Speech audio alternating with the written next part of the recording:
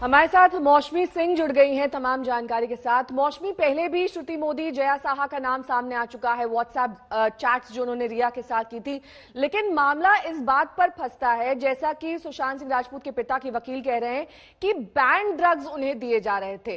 कहां तक इस बारे में स्थिति स्पष्ट हुई है कि ये बैन ड्रग्स थे या फिर सुशांत सिंह राजपूत जो कंज्यूम करते थे वो उनकी जानकारी में था और रिया को भी इस बारे में मालूम था? बिल्कुल, अगर आप देखिए तो ये मसला जो बैन ड्रग्स की बात हो रही है, आप देखिए कहीं ना कहीं ये सिर्फ क्यूरेटेड मैरिजुआना पे आके नहीं अटकता है। पूरा मसला कहीं एलएसडी से लेके एक्सटीसी से लेके कोकीन तक जैसे ड्रग्स में खरीद फरोख्त हो रही थी, इसका खुलासा तमाम इलेक्ट्रॉनिक जो सबूत है, चाहे वो व्हाट्सएप चैट्स हो या कॉल डिटेल से एनसीबी ने खंगाल के निकाले हैं। और यही वजह है कि आप देखिए ये जो दो अहम कड़ी है, जया और श्रुति, जिस तरह से लगातार ये दलीलें दी जा रही थी रिया की तरफ से कि वो खुद कंज्यूम नहीं करती थी और उन्होंने बस क्यूरेटेड मैरिजुआना मंगवाया था और वो मात्रा भी बहुत कम थी।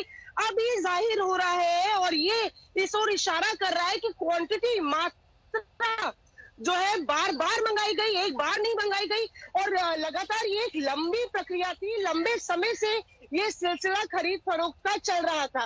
तो ये जो जाल है, जिस तरह से लगातार, चाहे वो जया हो या श्रुति हो, आपने देखा कि किस तरह से शौविक के स्कूल के फ्रेंड को इससे पहले बुलवाया गया था, उनको कोर्ट में उनकी पेशी हुई है और तमाम जो लोग सुशांत के घर पर काम करते थे, ये सब ऐसे किरदार है जो एक बड़े ड्रग रैकेट की ओर कहीं ना कहीं इशारा करते हैं। ठीक है, और ये लौटूंगी मैं आपके पास। मौसमी, पंकज उपाध्याय हमारे संवाददाता तमाम जानकारी के साथ हमारे साथ जुड़ गए हैं। पंकज, आप इस पूरे मामले को लगातार ट्रैक कर चुके हैं। श्रुति मोदी, जया साहा, समन उन्हें भेजा जा चुका है, कब तक एनसीबी उन्हें बुलाएगी पूछताछ के लिए? क्योंकि ड्रग्स से इनका पूरा कनेक्शन सामने आ रहा है। कैसे ये दोनों ड्रग्स लाती थी या फिर सुशांत के लिए मंगवाए जाते थे इनकी तरफ से, ये तमाम चीजें स्पष्ट करने की अब एनसीबी की कवायद रहेगी।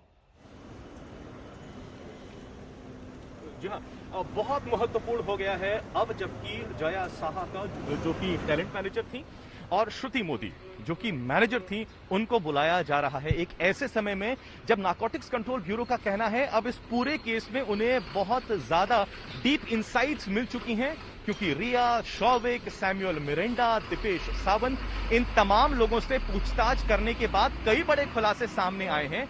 अब जो पिक्चर है काफी हद तक साफ हो चुकी है। अब ऐसे समय में उनको बुलाया जा रहा है तो ये देखना बड़ा दिलचस्प होगा कि कौन से नए नए खुलासे होते हैं। जो ईडी ने जानकारी ली थी और व्हाट्सएप चैट्स, चाहे वो नवंबर 2019 के हों जिसमें जया साहा और रिया चक्रवर्ती ने बातचीत करी थी और रिया ने मान भी लिया था, हाँ उसी ने बातचीत करी है जया साहा के साथ, या फिर जनवरी 2020 का जो व्हाट्सएप चैट कॉन्वर्सेशन है श्रुति मोदी और रिया चक्रवर्ती के बीच का, ये सारे जो व्हाट्सएप चैट के डिटेल्स हैं ये नारकोटिक्स कंट्रोल ब्यूरो के पास हैं। इन दोनों व्हाट्सएप ग्रुप में ड्रग्स की बात हो रही थी। श्रुति मोदी ने तो यहां तक कहा है कि उसको भी एक व्हाट्सएप ग्रुप में शामिल किया गया था। शुरू में वो नहीं समझी क्योंकि जो ड्रग्स के नाम थे उनको कोड नेम्स दिया हुआ था और सुशांत ने उससे कहा था कि ये तो टोबैको का नाम है। बाद में जब उसको पता चला तो उसने अपनी नाखुशी जाहिर करी और सुशांत ने कहा कि उसको आगे इस ग्रुप में नहीं रखा जाएगा और उसको इन्वॉल्व भी नहीं किया जाएगा। यानी सीधी सी बात है, श्रुति को काफी ज्यादा मालूमात है कि सुशांत के घर में आखिर क्या होता था, कैसी पार्टीज होती थी, कौन कौन ये ड्रग्स को लाता था और इसमें कौन कौन इन्वॉल्व था। ऐसे में आज जबकि जया साहा को, श्रुति मोदी को यहां पर समन कर दिया गया है तो ये बहुत इंटरेस्टिंग होने वाला है, क्योंकि नारकोटिक्स कंट्रोल ब्यूरो अब अपना शिकंजा कसता जा रहा है। नमस्कार, मैं हूं अंजना ओम कश्यप। हमें उम्मीद है ये वीडियो आपको पसंद आया होगा। लेटेस्ट खबरों के लिए यूं ही देखते रहिए आज तक और इस वीडियो के पसंद आने पर लाइक, शेयर एंड सब्सक्राइब करना ना भूलें।